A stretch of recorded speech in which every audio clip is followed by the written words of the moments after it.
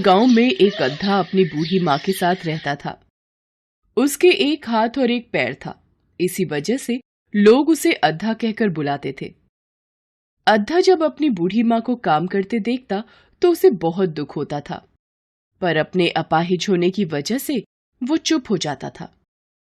एक दिन उससे रहा नहीं गया और वो अपनी माँ से बोला, माँ, मैं भी पैसे कमाने शहर जाऊंगा, फिर तुम्हें किसी भी बात की कोई तकलीफ नहीं होगी। देखना, हमारे पास बहुत पैसे होंगे।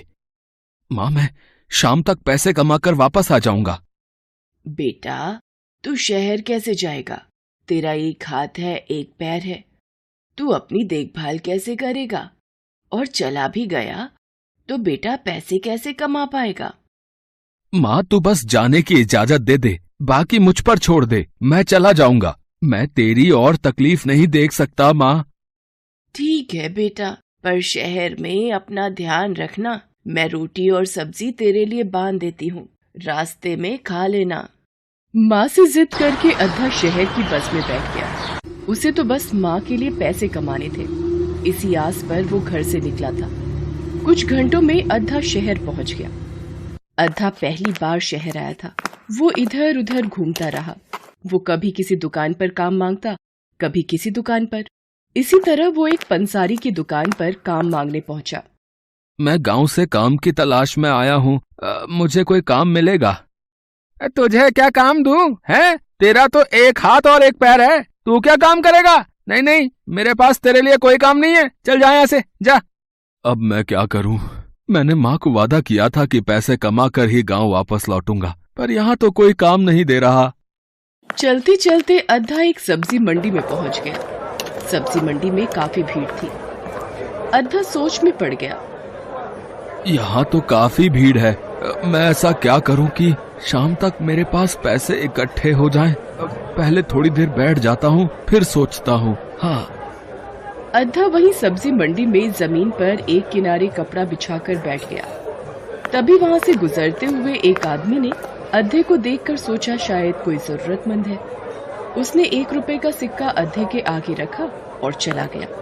अद्धे ने सोचा, मुझे पता है मेरी हालत देखकर कोई भी काम नहीं देगा, पर यदि शाम तक मैं यहीं पर बैठा रहूं तो इस तरीके से मेरे पास बहुत से पैसे इकट्ठे हो जाएंगे।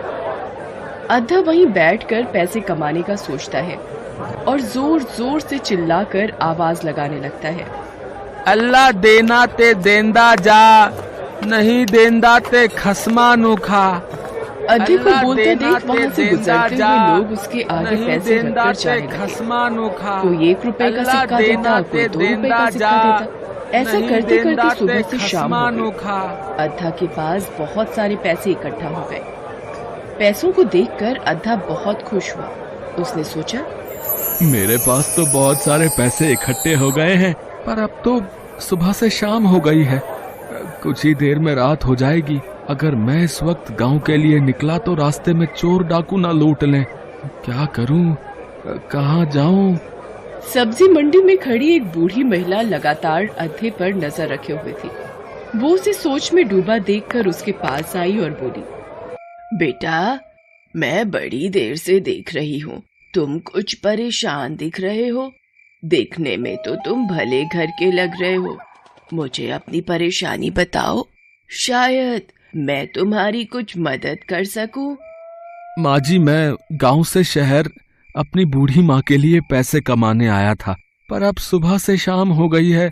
मेरे पास ये पैसों की पोटली है, रास्ते में कोई लूट ना ले, इसलिए सोच रहा था रात गुजारने के लिए कोई जगह मिल जाए तो रात रुककर सुबह गांव लौट जाऊं। पर इस अनजान शहर में मैं किसी को नहीं जानता, इस वक्त कहाँ जाऊं? बेटा, अगर तुम मुझ पर विश्वास कर सको तो मेरा घर यहीं पास में ही है। तुम मेरे साथ चलो और रात में आराम से रुककर कल सुबह गांव वापस चले जाना। मेरे घर में तुम्हें किसी भी प्रकार का कोई डर नहीं। बूढ़ी महिला की बात सुनकर अद्धा सोचने लगा, रात में गांव जाना भी ठीक नहीं, इन अम्मा के साथ चला जाता हूँ। इस वक्त और कहाँ जाऊंगा, कोई जगह भी तो नहीं है। ठीक है अम्मा, मैं आपके साथ ही चलता हूँ।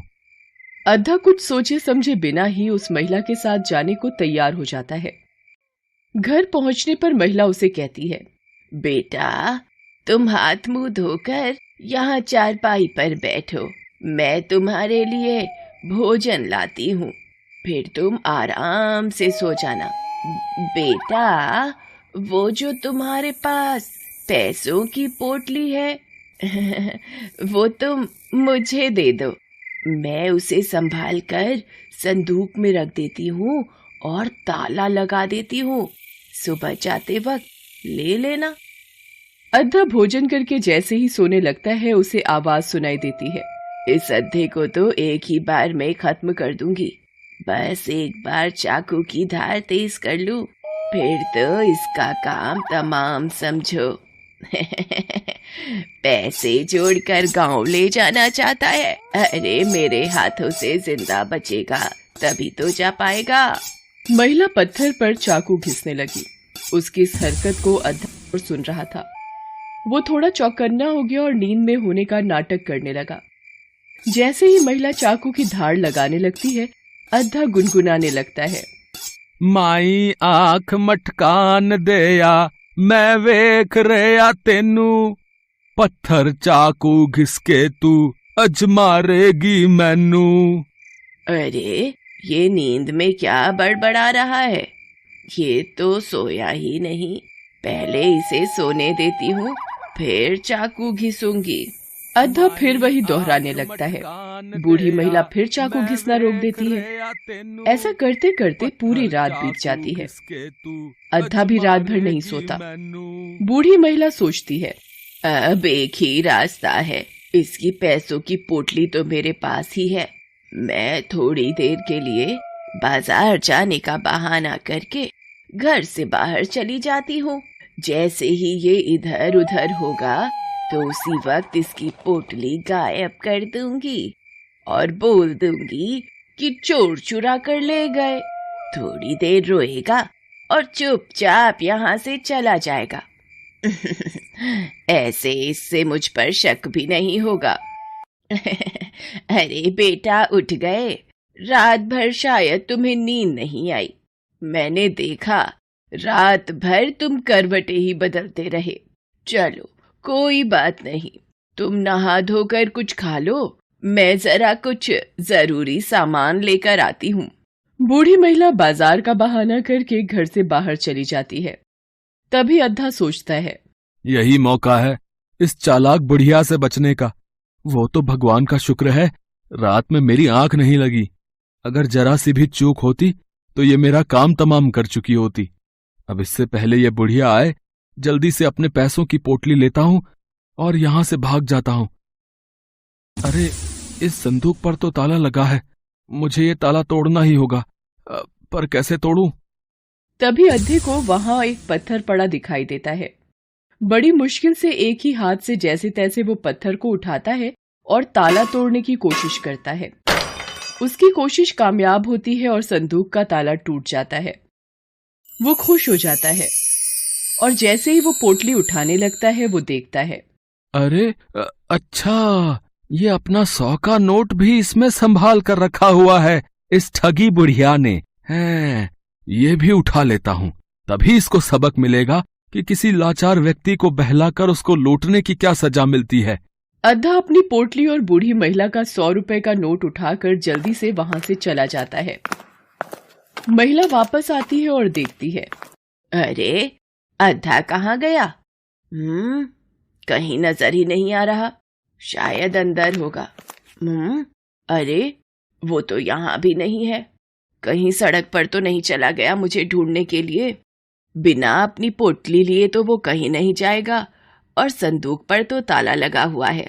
जब तक आता है उसकी पोटली गायब कर देती हूँ। अरे ये क्या, संदूक खुला हुआ है और इसका ताला भी टूटा हुआ है। हे राम, वो अद्धा तो अपनी पोटली लेकर भाग गया। मुझे तो लगता था कि वो ताला नहीं तोड़ पाएगा।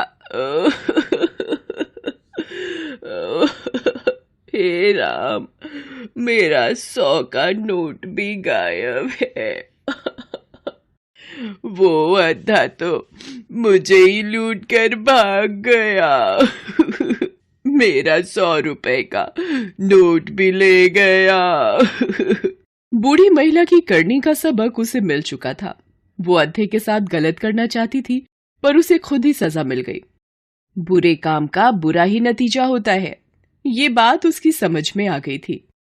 अद्धा अपनी बूढ़ी माँ के लिए पैसे कमाने निकला था, इसलिए भगवान ने भी उसका साथ दिया और उसकी रक्षा की। उधर अद्धा जब रात भर घर वापस नहीं आया तो उसकी माँ को चिंता होने लगी और वो दरवाजे की ओर बार बार देखने लगी। अद्धे को वापस आता देखकर वो खुशी से फूली न समाई। घर आकर अद्धे ने सारी घटना अपनी माँ को बताई। माँ भी अपने बेटे की हिम्मत और सूझबूझ को देखकर बहुत गर्व महसूस करती है। अद्धा अपनी माँ के हाथों में पैसे की वो पोटली देता है, जिसे देखकर माँ की आंखों में खुशी के आंसू आ जाते हैं। वो अद्धे को गले से लगा लेती है